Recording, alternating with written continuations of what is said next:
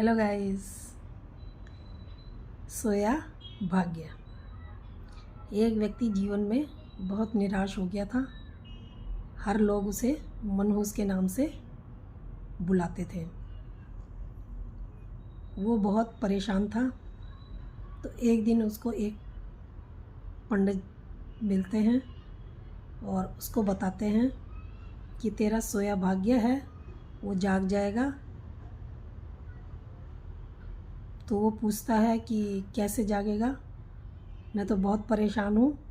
तो वो बताते हैं कि तेरा यहाँ से सोया भाग्य बहुत दूर एक पर्वत है, उस पर्वत के ऊपर जो चोटी है उसमें तेरा भाग्य सोया हुआ है। अगर तू वहाँ जाके अपने भाग्य को जगाएगा तो तेरा भाग्य जाग जाएगा। तो वो ऐसे ही करता है, अपना सोया भाग्य को जगाने के लिए निकल पड़ता है।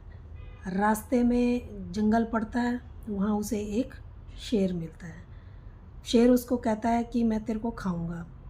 वो कहता है कि नहीं भाई, मेरे को अभी मत खा, मैं अपना सोया भाग्य जगाने जा रहा हूँ। जब वापस आऊँगा भाग्य जगा के तब बेशक मुझे खा लेना। वो कहता है कि तू भाग्य जगाने जा रहा है तो मेरा भी एक प्रश्न है, उसको भी हल करते हुए आना। वो कहता है कि क्या प्रश्न है। वो कहता है कि मैं जितना भी खाता हूँ, खूब खाता हूँ, लेकिन मेरी भूख कभी शांति नहीं होती है। वो कहता है ठीक है। अब वो चलता जाता है, आगे जाता है, एक किसान मिलता है। अब किसान मिलता है, किसान को पता चलता है, किसान को बताता है कि भाई मैं अपना सोया भाग्य जगाने जा रहा हूँ। तो किसान भी उसको कहता है मेरा एक प्रश्न है, उसको भी पूछते आना। मैं अपनी खेती में बहुत मेहनत करता हूँ, लेकिन इतना नहीं कर पाता हूँ मेहनत करने के बाद भी कि मेरा परिवार ठीक से पल सके। मेरी एक कन्या विवाह के योग्य है और मेरे 3-4 बच्चे हैं जिनका भरण पोषण मैं ठीक से नहीं कर पाता हूँ। वो कहता है कि अच्छा। वो फिर जाता है वहाँ से, और वहाँ से जाते जाते वो एक आगे राजा का उसको महल दिखता है। अब वो वहाँ पर जाता है तो गेट पे पहुँचता है जैसे ही उसके, तो राजा के दरबारी को वो बोलता है, तो वो राजा से उसको अंदर ले जाते हैं। अब राजा को जब पता चलता है कि ये अपना सोया भाग्य जगाने जा रहा है, तो राजा भी उसको कहता है कि मेरा भी एक प्रश्न है जिसको पूछते हुए आना। वो कहता है कि अच्छा बताओ तुम्हारा क्या प्रश्न है। तो राजा बोलता है कि मैं बहुत मेहनत करता हूँ अपनी प्रजा को ठीक से रखने का, अपनी प्रजा की बहुत केयर करना चाहता हूँ, लेकिन क्या है कि फिर भी अराजकता बनी ही रहती है और मैं ठीक से नहीं कर पाता हूँ। तो वो कहता है कि ठीक है। वो आगे जाता है तो भाग्य भाग्य के राजा के से बोल के वो आगे जाता है। तो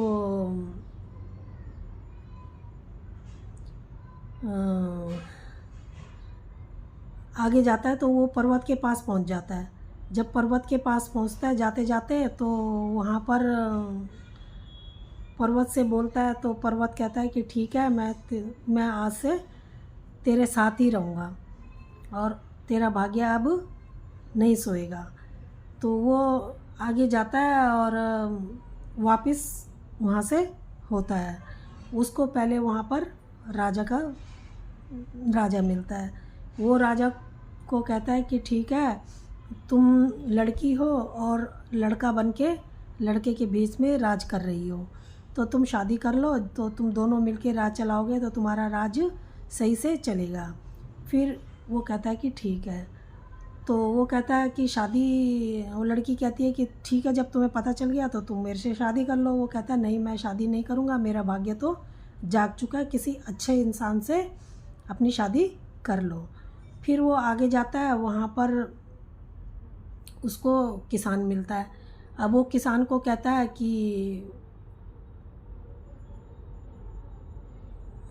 तुम्हारा भी भाग्य जाग जाएगा। ऐसा है कि तुम्हारे खेत में एक घड़ा दबा हुआ है जिसमें काफ़ी सारी अशर्फियाँ हैं। तुम उसको वहाँ पर जाके खोदो और तुम्हें वो मिलेगा जिससे तुम्हारा दरिद्रता दूर हो जाएगी और तुम अपनी लड़की की शादी भी कर पाओगे। अब वो भी फिर वहाँ से वो आगे जाता है, वहाँ जाके उसको शेर मिलता है। फिर शेर से कहता है कि शेर पूछता है कि भाई क्या हुआ, तुम बात करके आए मेरा सोया भाग्य का, तो जो मेरे को भूख लगती है। वो कहता है हाँ, तुम किसी अच्छे इंसान को एक बार खा लो जिससे तुम्हारा पेट ठीक से भर जाए। अब वो शेर कहता है कि लो कितना बेवकूफ़ आदमी है, कह रहा है कि अच्छे इंसान को, तेरे से अच्छा इंसान कौन होगा, हष्ट पुष्ट है तू और सही आदमी है, मैं तुझे ही क्यों ना खा लूँ। अब शेर उसको खा लेता है। जब शेर उसको खाता है तो जब उस शेर उसको खा लेता है तो दोस्तों किसी ने सही कहा है कि अगर तुम्हारे पास सही मौका है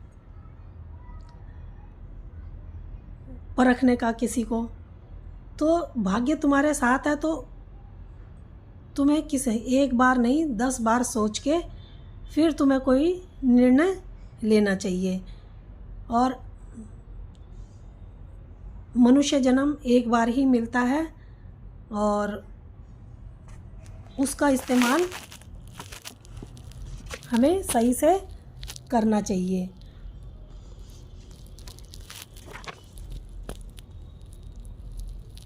तो गाइज़, आपको ये कहानी कैसी लगी? अगर अच्छी लगी हो तो प्लीज़ लाइक और सब्सक्राइब कर देना।